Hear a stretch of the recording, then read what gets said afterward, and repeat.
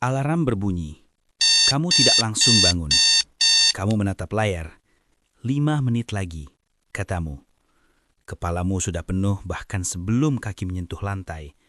Tugas, ulangan, pesan yang belum dibalas, dan rasa lelah yang aneh, padahal hari baru saja dimulai. Kamu bangun terburu-buru, sarapan seadanya, pikiran sudah di kelas, tapi tubuhmu masih di kasur. Di sekolah, kamu duduk, mendengar, mencatat, atau setidaknya terlihat seperti itu. Sebenarnya kamu bertahan, menunggu jam berganti, menunggu bel pulang, menunggu hidup terasa lebih ringan. Kamu bilang ke diri sendiri, nanti saja aku serius, nanti sore aku belajar, nanti malam aku rapiin semuanya. Dan entah kenapa, kata nanti selalu terdengar masuk akal. Hari berjalan, kamu lelah lagi, bukan karena terlalu banyak melakukan, tapi karena terlalu banyak menunda.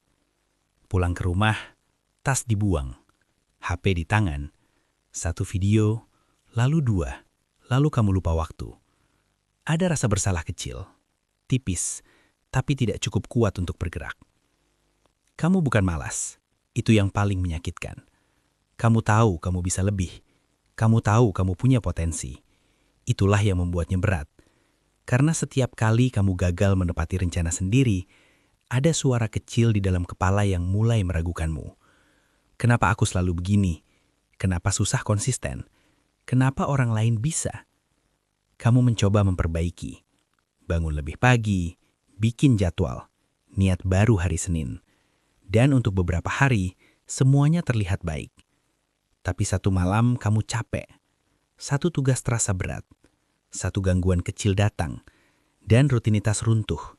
Lagi. Bukan karena kamu lemah, tapi karena kamu berperang dengan musuh yang tidak terlihat. Kenyamanan, gangguan yang selalu ada. Rutinitas yang kamu jalani tanpa sadar. Dan janji paling berbahaya. Besok. Besok terdengar aman. Besok tidak menuntut apapun. Besok tidak menghakimi. Tapi besok juga mencuri hari ini. Setiap hari kamu bilang akan berubah. Tapi hidupmu tetap sama. Dan itu membuatmu bingung. Lalu frustasi. Lalu diam-diam menyesal. Bukan penyesalan besar. Bukan tangis. Hanya perasaan hampa saat kamu sadar. Waktumu berjalan, sementara kamu berdiri di tempat. Kamu melihat siswa lain. Sepertinya rapi, teratur, tenang. Kamu tidak tahu apa yang mereka lakukan. Yang kamu tahu, kamu merasa tertinggal. Dan kamu mulai berpikir, mungkin ada yang salah denganmu.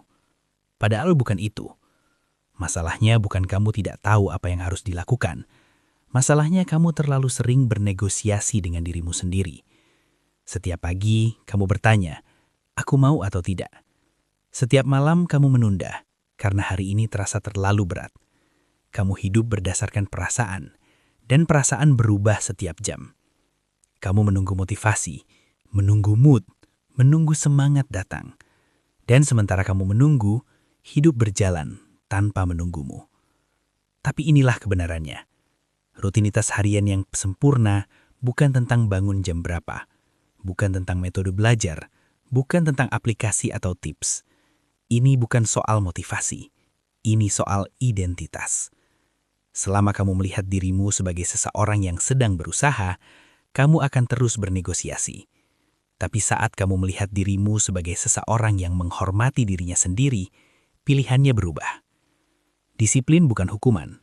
Disiplin adalah keputusan untuk tidak meninggalkan diri sendiri. Bukan karena kamu semangat, bukan karena kamu terinspirasi, tapi karena ini siapa kamu. Orang yang menepati janji kecil pada dirinya. Orang yang bergerak meski tidak nyaman. Orang yang tidak menunggu hari terasa mudah. Saat itu rutinitas berhenti terasa seperti penjara. Dan mulai terasa seperti kendali.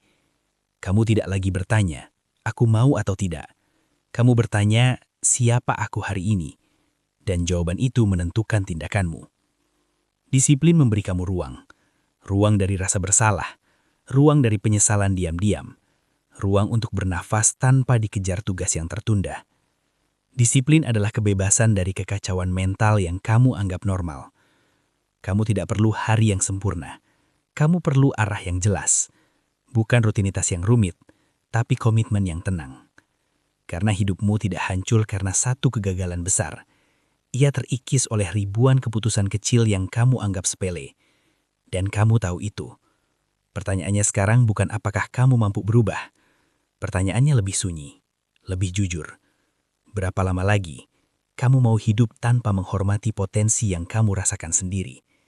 Besok? Atau hari ini?